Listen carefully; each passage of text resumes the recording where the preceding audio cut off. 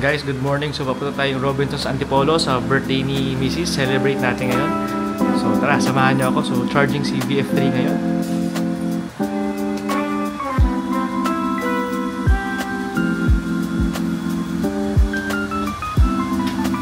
Currently 100% tayo. So hopefully ma-check natin kung ilang percent ang magagamit natin. And sana hindi traffic paakit ng Robinsons Antipolo. Guys, tara. So after ng birthday ni Mrs. Robinsons Antipolo, didiretso tayo ng Morong Rizal. So second stop natin yun for the day. So after nun, stay tayo sa Morong Rizal. Then babayang gabi, uuwi na tayo pabalik ng Manila kasi maraming tayong work pagbalik. Yun guys, so samahan niyo ako.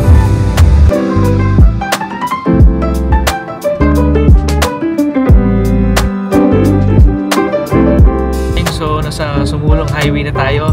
So 15 minutes nasa Robinsons Antipolo na tayo. 90% na tayo. So 10% na ang nabawas natin from Quezon City to Robinsons Antipolo. Medyo malapit na lang. Siguro around 3% na lang mababawas natin. So celebrate natin ang birthday ni Mrs. and then takbo tayo Morong naman sa house nila. Ayun guys, so yung travel natin papunta dito sa Robinsons Antipolo medyo gapang. Nakaka 10% na tayo, and then travel time is 1 hour. So Quezon Avenue pa lang traffic na hanggang sa Katipunan, traffic na.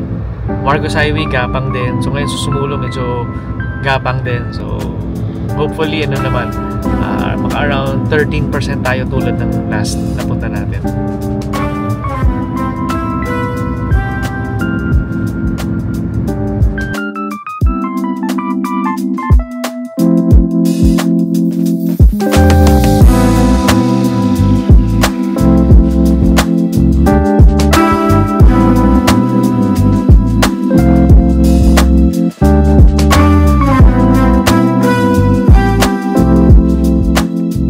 So good afternoon, nandito na tayo sa Robinsons Antipolo. Last punta natin, Antipolo 87% lang yung nagamit natin. Eco mode yun. Ngayon, Robinsons Antipolo na rin tayo. Pero ngayon, ang percentage na natitira is 85%. So 15% on normal mode. Last time na papunta dito, 87% ang natira. Pero naka-eco mode yun. So ito siya ngayon. 85% versus 87% na eco mode dati.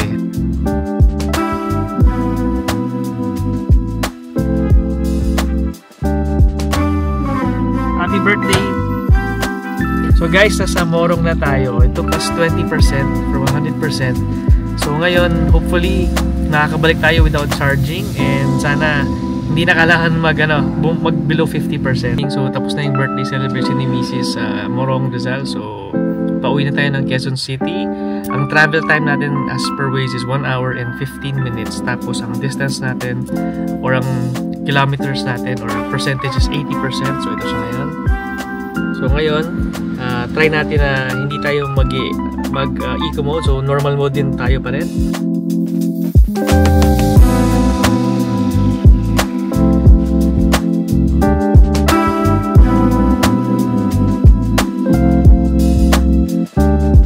Hi guys, so good evening, nakauwi na tayo. So ang current percent ng battery natin is 67%.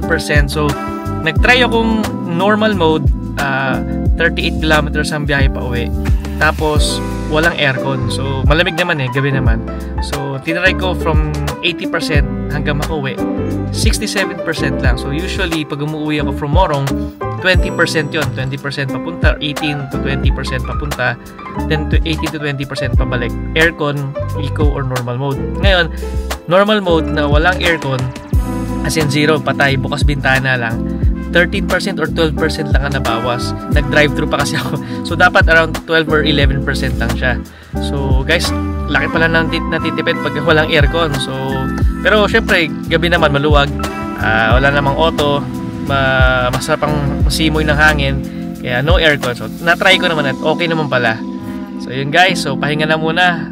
Sobrang pagod na for today but sobrang saya. So, thank you guys. So sa susunod na video ulit, salamat.